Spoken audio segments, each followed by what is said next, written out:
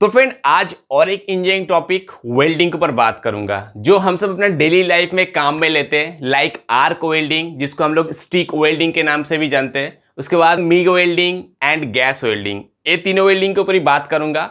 और भी welding process है लेकिन ये तीनों वेल्डिंग ही हम लोग सबसे ज्यादा अपना नॉर्मल लाइफ में यूज में लेते हैं। ओके, तो ये arc welding, MiG welding and gas welding किस पर्पस में कहाँ यूज में लेना चाहिए एंड ये तीनों वेल्डिंग प्रोसेस में बेसिक डिफरेंस क्या है, ये सब के ऊपर मैं बात करूंगा। ओके, सो हेलो फ्रेंड, मेरा नाम नजमुल खान, आप सब लोग हमारे चैनल क्रॉस ऑफ क्यूरियोसिटी में स्वागत है।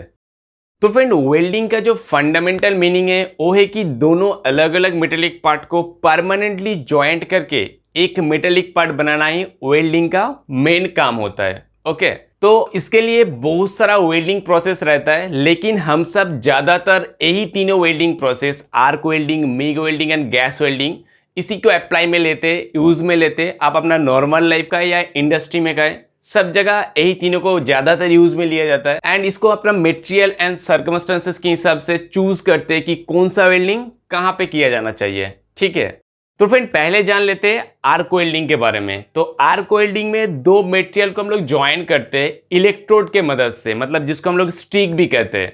तो इसी स्टिक का एक लेंथ होता है, ये मैक्सिमम इसका लेंथ होता है 450 mm एंड मिनिमम 250 mm होता है। इसके अंदर इसका होता है, इससे ज़्यादा या इससे छोटा नहीं होता है। ठीक है, एक स्टैंडर्ड साइज होता है। एंड हम लोग जब वेल्डिंग करते हैं, जो बेस मेटल जिसको हम लोग वेल्डिंग करते हैं दो मटेरियल को, ये जो मटेरियल का प्रॉपर्टी है एंड जो इलेक्ट्रोड है उसका जो प्रॉपर्टी है, तीनों का सेम प्रॉपर्टी होना पड़ेगा। हम लोग डिसिमिलर मटेरियल को इसमें वेल्डिंग नहीं कर पाएंगे। ठीक है, तो इसको आप लोग याद में रखिए।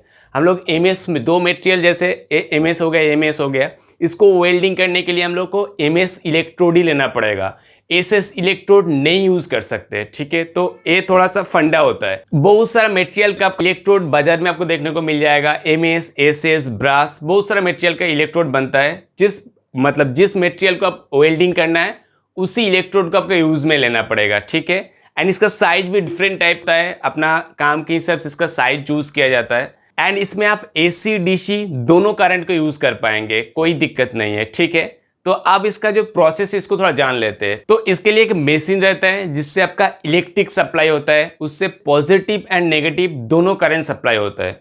पॉजिटिव करंट जाके कनेक्ट होता है होल्डर के साथ जिसमें हम लोग इलेक्ट्रोड पकड़ते हैं, वो एज ए एनोड यूज होता है। एंड नेगेटिव करंट जाके कनेक्ट होता है बेस मेटल के साथ जो एज ए कैथोड यूज होता है।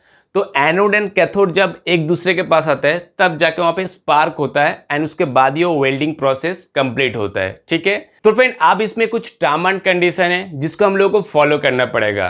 जो बेस मेटल है जिसके ऊपर हम लोग मतलब वेल्डिंग करेंगे, उसके साथ एंड इलेक्ट्रोड के साथ जो गैप है वो स्टैंडर्ड गैप होता है 3 mm का।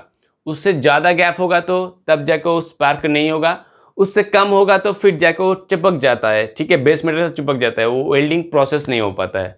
तो 3 mm का गैप को मेंटेन करना पड़ता है जिससे स्पार्क होके वहां पे मटेरियल मेल्ट हो जाता है। ठीक है, एंड जो करंट सप्लाई होता है उसका भी आपको एम्पियर सेट करना पड़ेगा। जो पतला स्टिक होता है उसके लिए अलग से एम्पियर होता है, जो मोटा स्टिक होता है उसके लिए अलग से एम्पियर होता है। लाइक आपका 2.50 के लिए 80 एम्पियर, 4 mm के लिए 150 एम्पियर, ऐसा सेट करना पड़ता है। ऐसा नहीं है कि आपको 2.5 में आप 150 एम्पियर सेट नहीं कर पाएंगे, सेट कर पाएंगे, लेकिन वो जब वेल्डिंग आप करेंगे ना, ज़्यादा एम्पियर में आप वेल्डिंग करेंगे तो वेल्डिंग तो हो जाएगा लेकिन उसका क्वालिटी उतना अच्छा नहीं होगा। जिस साइज में जो एम्पियर सेट किया जाता है उसी को सेट करना पड़ेगा, नहीं तो आपका क्वालिटी खराब हो जाएगा। ठीक है, वेल्डिंग हो जाएगा जल्दी, फास्ट आपका वेल्डिंग हो जाएगा लेकिन क्वालिटी उतना अच्छा नहीं मिलेगा जितना अच्छा आपको मिलना चाहिए था। तो ये एम्पियर का फंडा भी यहाँ पे एक बहुत ज़्यादा इंपॉर्टेंट फंडा है। ठीक है, एंड वेल्डिंग करने के टाइम वहाँ पे बहुत ज़्यादा टेम्परेचर क्रिएट होता है एंड उसी टेम्परेचर में मतलब एटमोसफियर से ऑक्सीजन के साथ रिएक्ट करके वहाँ पे ऑक्सीडेशन फॉर्मेशन ना हो एंड उससे आपका जो वेल्डिंग एरिया है वो खराब ना हो, इसके लिए वहाँ पे एक फ्लैक्स यूज़ किया जाता है जो इलेक्ट्रोड के ऊपर सैंड कोटेड होता है, जो वहाँ पे एक सिल्डेड मटेरियल का काम करता है। ठीक है, तो उससे क्या होता है, वो ऑक्सीजन कट ऑफ हो जाता है एंड वहाँ का जो वेल्डिंग मटेरियल है उसके ऊपर ऑक्सीडेशन फॉर्मेशन नहीं होता है, जिससे क्या होता है उसका जो वेल्डिंग पार्ट है उसका स्ट्रेंथ बहुत ज़्यादा होता है।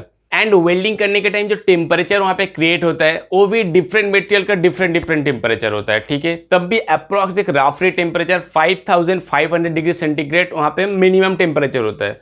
मटेरियल चेंज होगा तो उसका टेम्परेचर भी ज्यादा अप डाउन हो सकता है, ठीक है। तो एक अप्रॉक्स होता है। एंड फ्रेंड बेसिकली जो आर्क वेल्डिंग होता है वो मोटा मटेरियल में किया जाता है। उसका जो प्लेट थिकनेस होता है वो मिनिमम 4 mm होता है।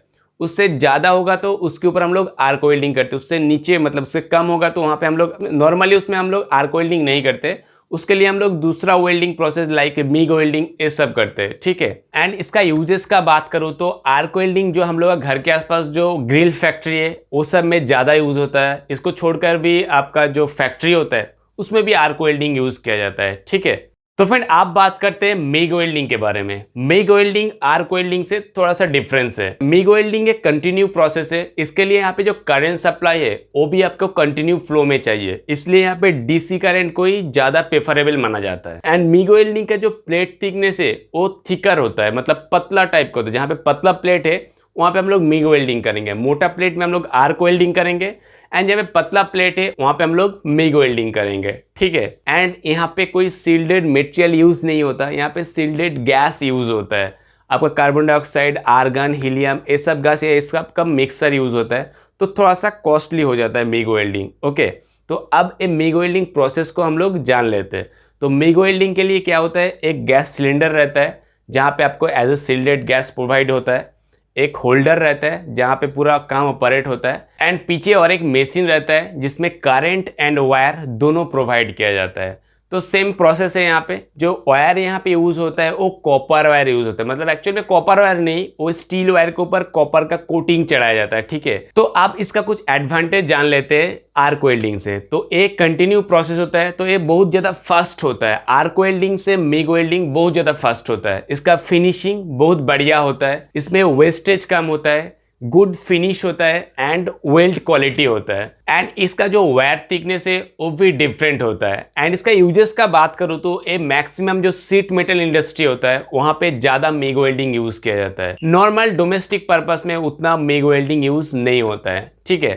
तो फिर आप बात करते हैं गैस वेल्डिंग प्रोसेस के बारे में। ये ज्यादातर जो लोकल मार्केट है गाँव में वहां पे छोटा मोटा दुकान में इसको देखने को मिलता है। वो पहले अपना यूज ज़्यादा होता था लेकिन अभी इसका जो यूजेस है वो कम होते जा रहा है। इसके साथ आर्क वेल्डिंग या मिग वेल्डिंग का दूर दूर तक कोई रिलेशन नहीं होता है। ये प्रोसेस पूरा डिफरेंस होता है, थोड़ा सा ओल्ड प्रोसेस है जब हम लोग इसको यूज़ में लेते थे। यहाँ पे जो कॉस्टिंग है वो बहुत ही ज़्यादा कम होता है, लेकिन यहाँ पे जो वेल्डिंग का जो क्वालिटी है वो बहुत ही ख़राब है, ठीक है। तो इसका क्वालिटी उतना अच्छा नहीं होता है, इसका स्ट्रेंथ उतना अच्छा नहीं होता है।